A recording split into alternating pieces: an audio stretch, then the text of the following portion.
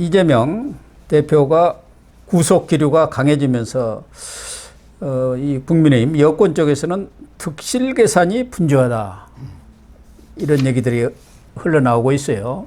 지금 내년 총선이 8개월여 앞으로 다가왔고 국민의힘 입장에서는 수도권이 좀 비상 아닙니까?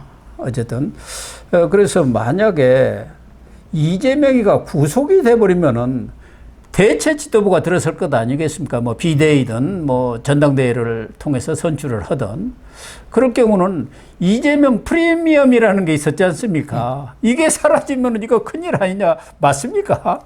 뭐 그렇게 분석하는 사람이 많은데요. 네. 저는 이제 그렇게 분석을 안 해요. 아 그렇군요. 왜 그러냐면 이게 그 이재명이가 구속되고요.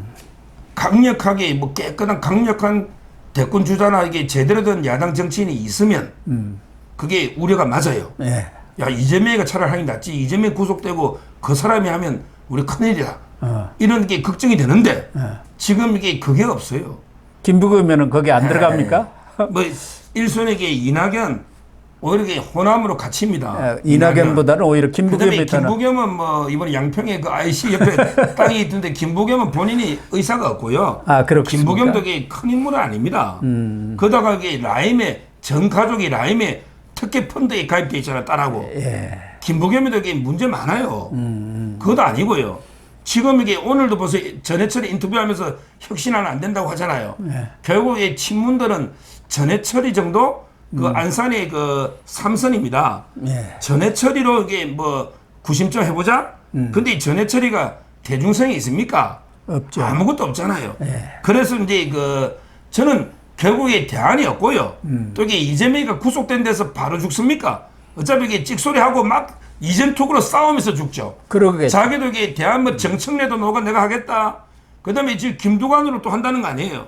그럼 이게 이재명이 구속돼도 이재명 측에 사람들이 나오거든요.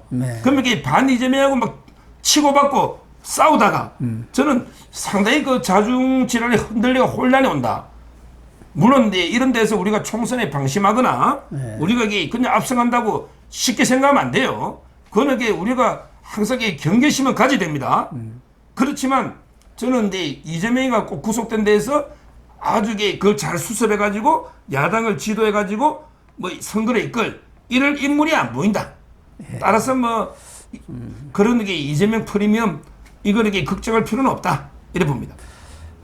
국민의힘의 하태경 의원은 이재명이 물러나면은 반사이익이 없어져 가지고 이 부산까지도 위험을 받을 수 있다. 뭐 이렇게 전망을 했고 김재원 최고위원은 이재명이가 물러나면은 야당에서도 아마 대대적인 혁신 진짜 이재명이 하는 가짜 혁신 말고 뭐 국민들은 눈속임이든 어찌든 그런 혁신 조치를 취할 것이다. 이렇게 되면은 거기에 철저히 대비하지 않으면은 깜빡 속는다. 국민들이라는 게 또 현혹될 수도 있지 않습니까? 냉철한 그런 인식이 부족한 분들도 많으니까요.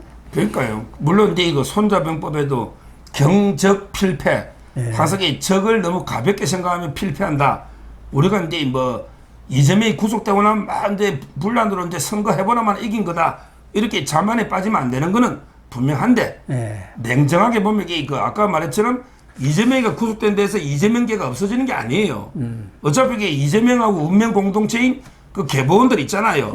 뭐 장경태든 김남국이든 또는 이게 정청래든 있거든요.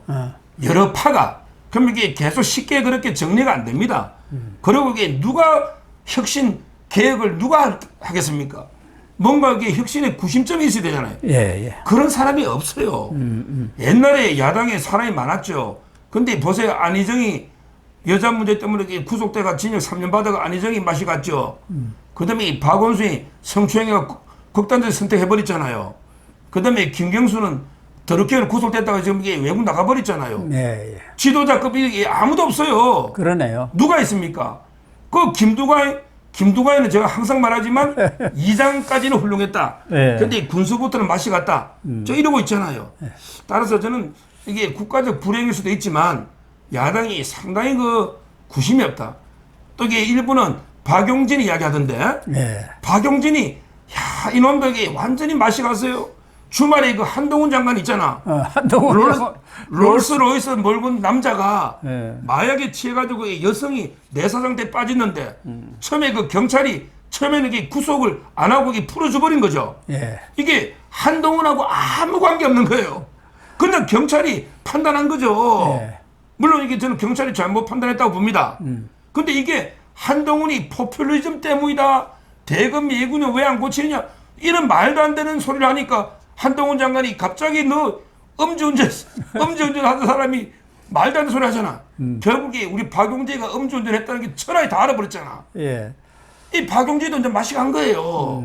누가 했냐고. 저는 뭐 좀 전에 말했지만 이게 제가 뭐 야당을 얕잡아 보면 안 되지만 상당히 그 어려운 상황인 건 분명하다.